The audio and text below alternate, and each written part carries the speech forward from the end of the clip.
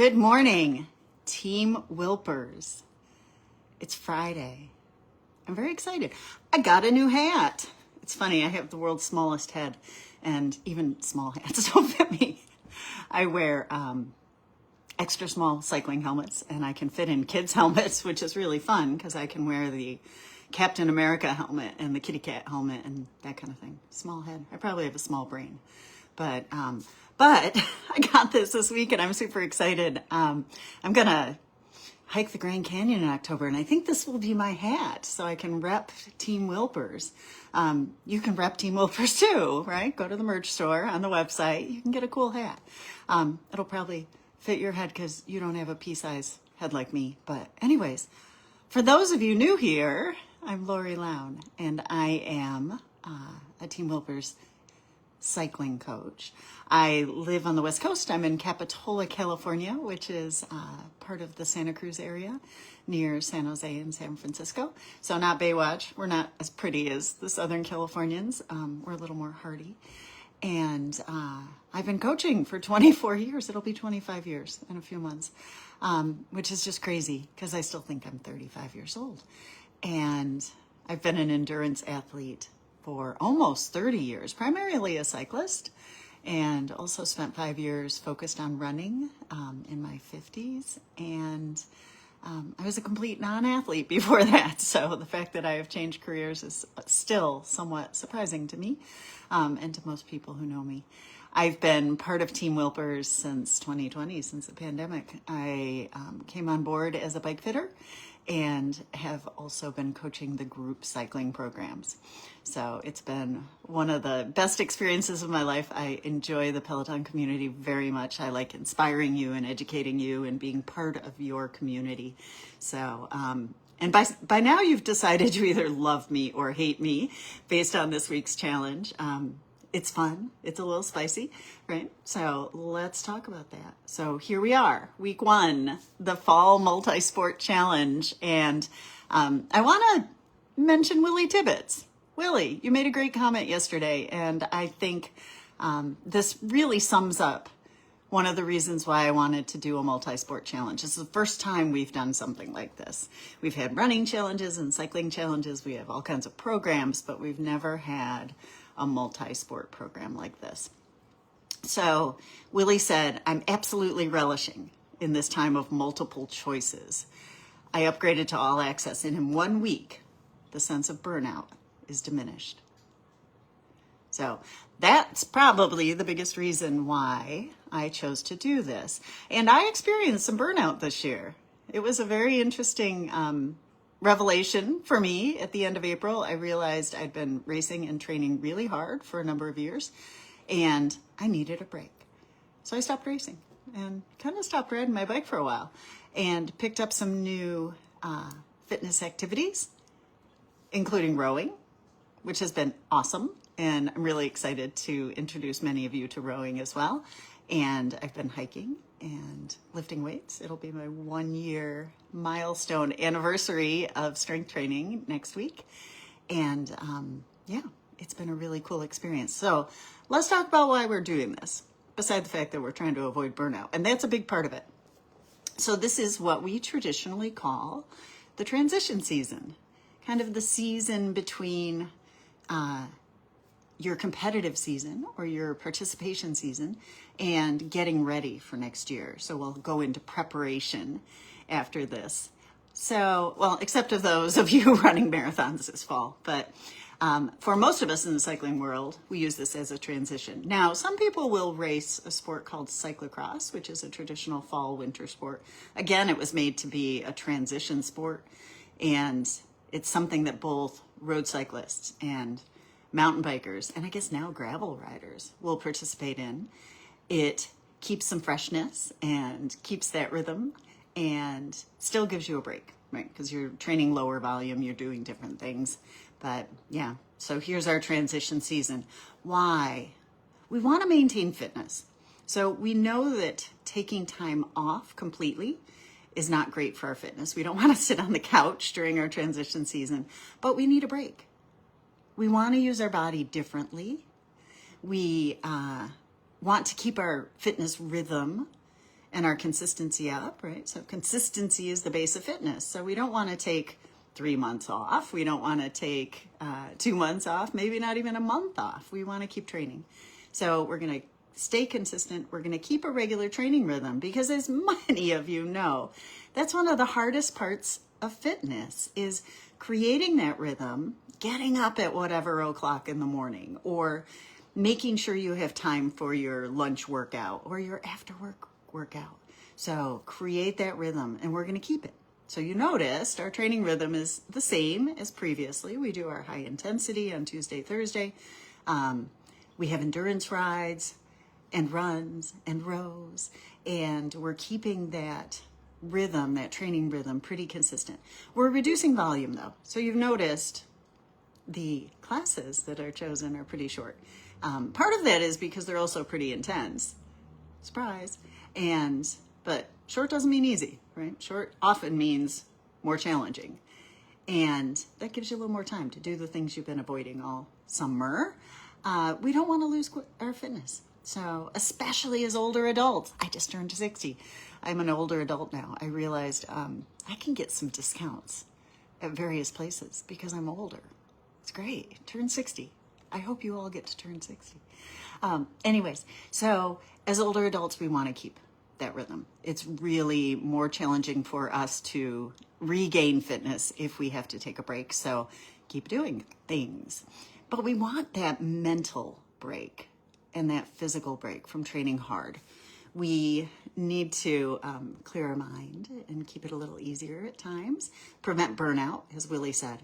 And my other goal was I want you to try something new and fun. Who knows, you might like it. It's Michael O'Neill and I and Maggie have been chatting in the Eastern Gear Grinders, which I'm trying to think which group it is, Eastern, I think, about rowing. So Michael's also learning how to row, and I'm learning how to row. I started a little before he did. And then Maggie's an experienced rower, and we've been talking about technique and how to perfect your technique in rowing and how to feel your glutes and your hamstrings. And Michael, I made a video yesterday. I'll post it up later when I have time to do a little editing on something I tried on the rower, and it was awesome. So I'm going to share that with everybody, and it really made a difference in technique for me, and so it might for you too. And it's really simple, although everybody at the gym looked at me like I was crazy yet again. Anyways, so we want you to try something new. And I love being a beginner at something. I know it's challenging, and we like to be perfectionists. We like to have arrived already, but one analogy I always use is you don't have to give birth to a 17-year-old. It's cool to be a beginner because every time you do that thing again, you improve, at least in the beginning. So we can go faster or climb more or be more efficient. We can start to produce the same power and our heart rate goes down. On the bike outside, we can go longer, faster, climb more mountains, right? Our skills can improve. So being a beginner is really important, and I would encourage you, embrace it. It's cool. It's okay to make mistakes. Have you seen Matt dance? He had a dance video out for a while, right? It's okay. Be open to trying things. It's really exciting. So, yes. So Michael, thank you for inspiring me. And Maggie, thank you for all your tips on rowing. I want you to try to use your body in a new way. That's a good reason to try something new. It will help prevent overuse injuries. It will help prevent imbalances. So when we use our body the same way all the time, we get really good at doing that one thing. We become very maladapted at other things. So try something new, use your body in a different way. You'll find, wow, maybe it improves my posture or my engagement of the posterior chain, since we're so quad dominant on the bike, and it might be fun. So try something new, move your body in a different way. It's mentally stimulating too. I find when I do something new and different, when I learn something, even if it's something physical, it makes my brain better. It keeps me more alert and more engaged. And I've noticed a lot of that in the last year. I've started doing multiple new things, right? I went back to strength training after a very long break, and I started rowing, and I've been hiking and doing all these different things. And I'm realizing I feel like my brain has aged in reverse. I'm more articulate. I can think better.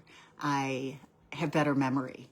And there is a connection between my physiology and my psychology, right? So my brain-body connection is super important. And so trying something new keeps your brain stimulated. Learning a new language, learning a new musical instrument.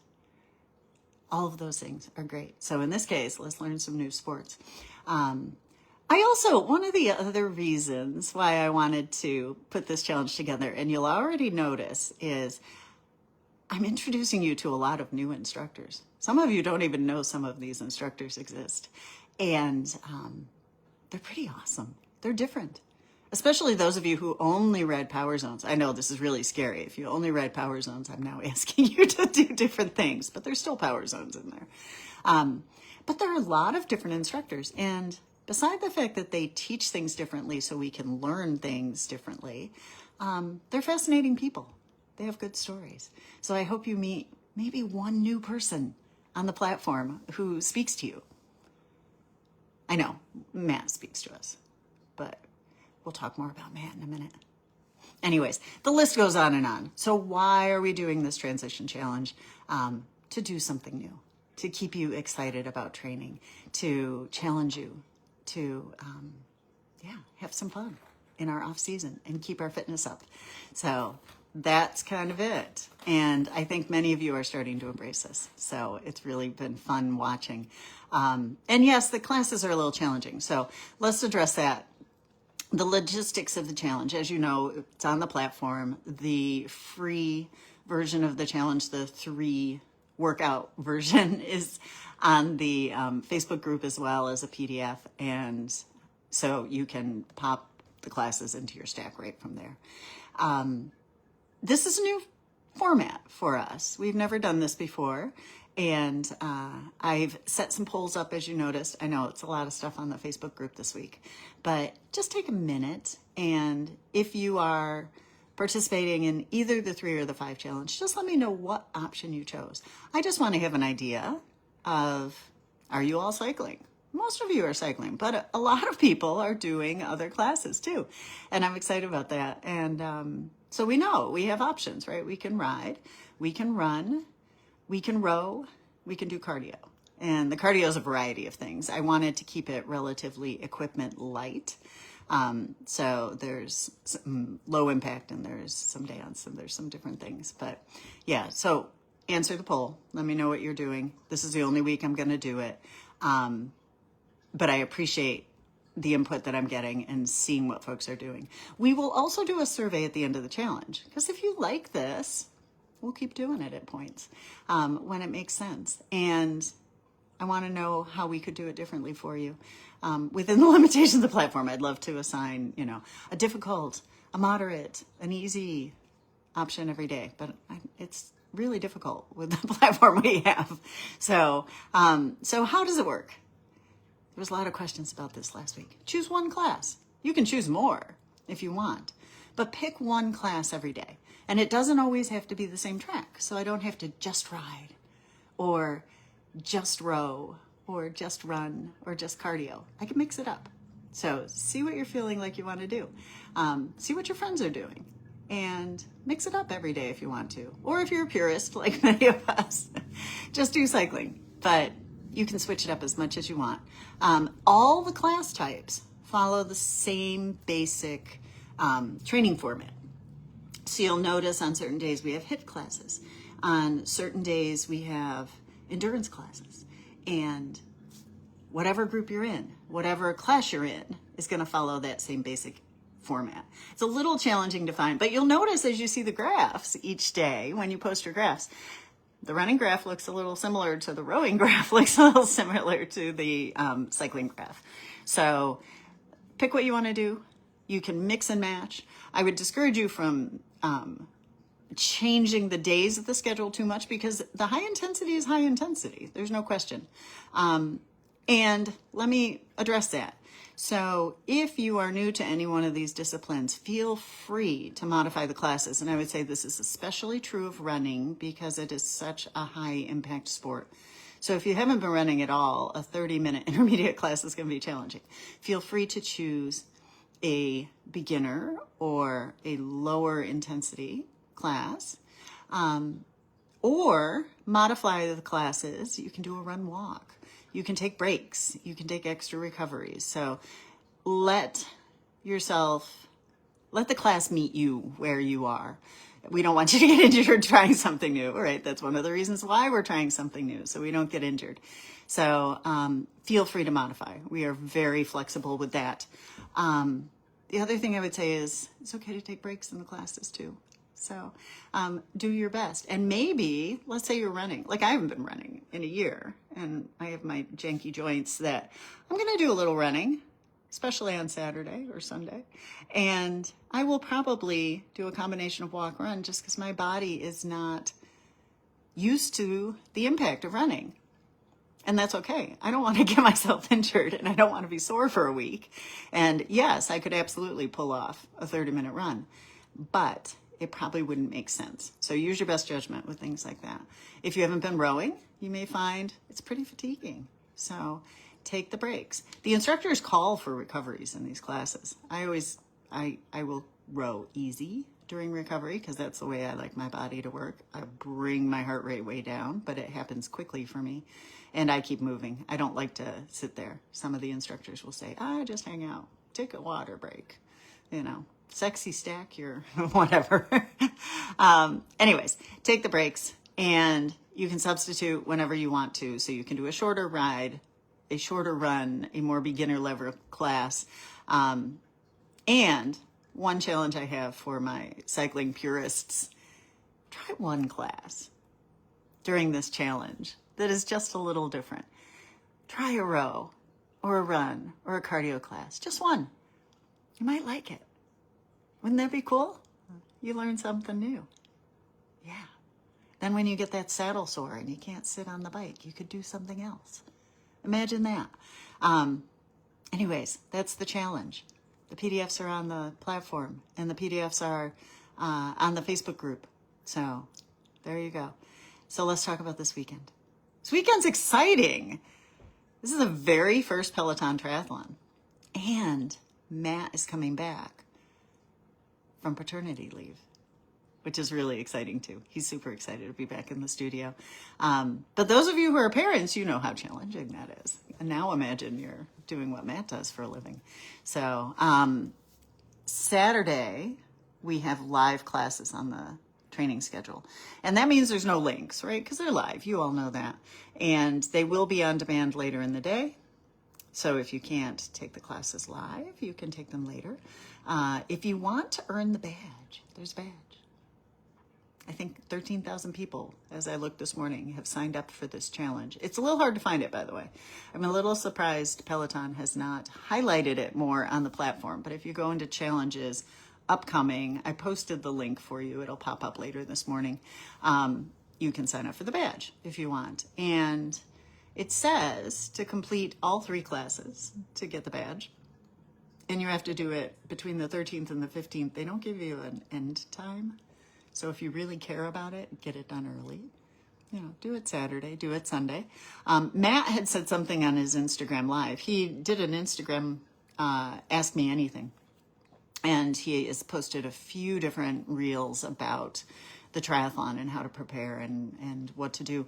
And he had said something about 25 hours, which that doesn't make sense to me if we're starting on Saturday morning. So it has to be longer than that. But yeah, get it done if you want that badge, because I know how much we love our badges. You can approach Saturday like any other training day. Just pick a class if you don't want to do all of them. But if you want to do all of them, you have 4 options to do them with Team Wilpers. 4. You could do it live, and Maggie will be there live on Saturday morning. The classes are scheduled for 9 o'clock Eastern time. So even the West Coasters can get in on this one, I think. And there's 3 30-minute classes. There's a 5-minute transition between each one.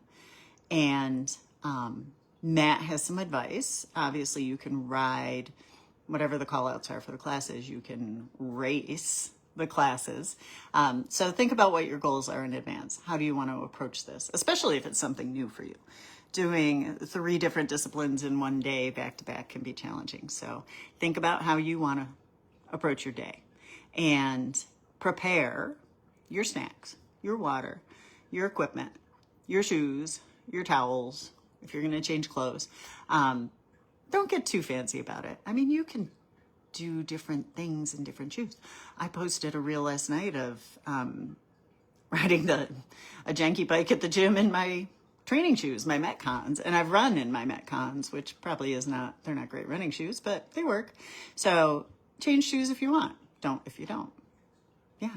But you can also do this at the gym, which is awesome. That's why I posted that video. A bunch of people are like, oh, I would love to do it, but I don't have a rower at home. Well, you can use any equipment. And I learned, Low-Tech Lorri learned, that you can pair all these devices with your Peloton app, because most gym equipment now has a Bluetooth pairing. So if you need to figure that out, do it in advance, but you can run the workout and pair it, and you won't get the same metrics and you won't get the same cues. So this is where we use rating of perceived exertion, right? So if I don't get the same metrics on my app, what am I going to do? Well, when it says to go hard, I go hard. And when it says to go moderate, I go moderate. And if it says easy, I go easy. You know what that is. You don't need the numbers. I think most of you are learning that. You know what hard is. You know what easy is. And so use your best perceived exertion. You can pair heart rate with your app. You can pair, like I paired the rower with the app. I think you can pair most treadmills with the app. You can also, as Matt said, you can do these outside. So if you want to run the class while you're running outside, you can do that. So on the Facebook page, you'll notice that we are organizing some on-demand groups. We will ride live at 9 a.m. Or I shouldn't say ride. I'm in the habit of saying ride. We will participate live at 9 a.m. We will also participate at 2 p.m. So the classes should be on demand by then. If there's some technical difficulty, we obviously won't be able to do that, but they should be on demand by Saturday afternoon at 2. And then we'll do the same schedule on Sunday. So Brent is going to be our early morning person. So we go live again, or not live, on demand at 9 a.m. Eastern on Sunday. And then I'll be with you on my app, though. I can't always see people on the app. It's kind of sad. I can high five, though, when I see you. And I love high fiving. So I'm Savvy Bike on the app.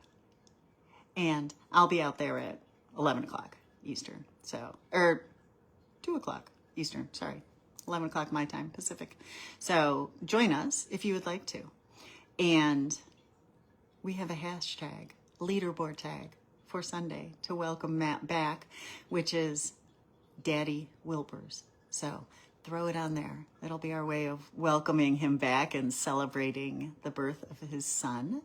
And yeah, it'll be awesome. What else? Oh yeah. That may be it.